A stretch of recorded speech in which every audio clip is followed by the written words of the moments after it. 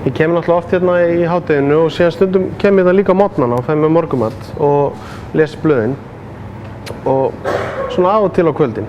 Það vita það allir sem hafa reynt það að vera helgarpabbi, það getur tekið á. Hún vill að ég sé alveg búinn að ákveða hálft ár fram í tímann hvernig ég get tekið strákinn. Sko, hún var einhvern veginn að reyna að ná sér niður á mér af því að út af einhverju misskilningi á henni með þessa pappahelgi. Þetta er 26 helgar á ári sem ég á. Ég einhvern veginn las hana svona vitlaust.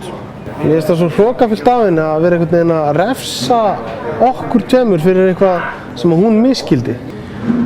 Það er miklu fleiri breytur í minni aðstöðu en hennar. Hún skilur það ekki.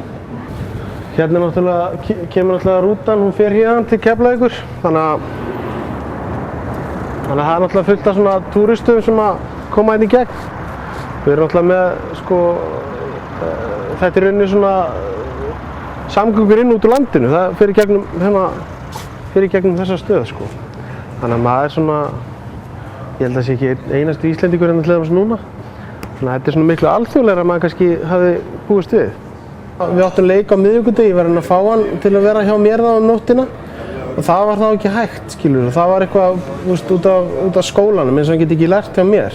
Það var einhvern veginn að vera að erfa það við mann að maður hafi áhugamál. Ég náttúrulega get ekki tekið hann áramótin, það er bara þannig á mér. Ég er náttúrulega vinn þannig vinnu.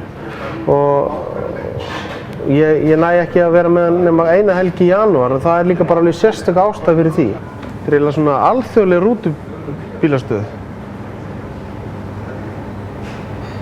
Þetta er orðið svona alþjóðleg rútubílastöð. Það er að segja að það eru valla Íslendingur sem er að bíða hérna eftir rútu. Hann er búinn að missa alveg tveimur bestu leikjunum. Og þú veist, maður hefur einhvern veginn verið einn að horfa á þessa leiki og það er mér finnst þess að það sé bara búið að taka eitthvað á okkur báðum.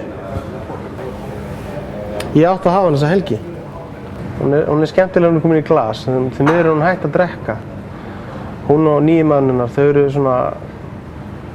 eru með svo mikla góða reglu og öllu. Guðjón var náttúrulega ekki hjá mér þessa helgi þar sem við lögðum Tottenham 3-1 á heimavelli en hann var hjá fósturpabba sínum sem heitir Víðir og mér fannst þetta svona réttlætinu aðeins fullnægt þar af því að Víðir er náttúrulega Tottenham aðdáandi og hann heitir Víðir Sríanong og ég hef ekki neina fordóma fyrir honum. Mér finnst að hann er duglegur. Ég kannast líka alveg við hann að Víðir. Ég hitt hann með félögum mínum á bar og vorum að horfa á leik. Það var reyndar leikur sem að Tottenham vann og þannig að ég veit alveg að það er allt í lagi með þennan gæja sko. Þú veist, þeir eru náttúrulega með svið, þeir eru líka með pítsur, þannig að þetta er svona alþjóðlegt. Já, ég er náttúrulega mjög leiður að hafa mistað þessari pappahelgi þarna, auðvitað. Ég misti náttúrulega eina helgi úr þegar ég fór á leikinn og ég var samt alveg búinn að láta hana vita af því leið og ég ákvað að fara. Það virðist bara eitthvað að hafa klikkað hjá henni sko með það. Það er rosalega gott eftir svona 5-6 ár þegar maður getur bara við getum farið saman og leikið úti, ég sé það alltaf fyrir mér. Þeir eru náttúrulega líka opið langt fram á nótt sko, ef maður er með bíl. Þannig að þetta er svona dálítið svona New York style opnunartími.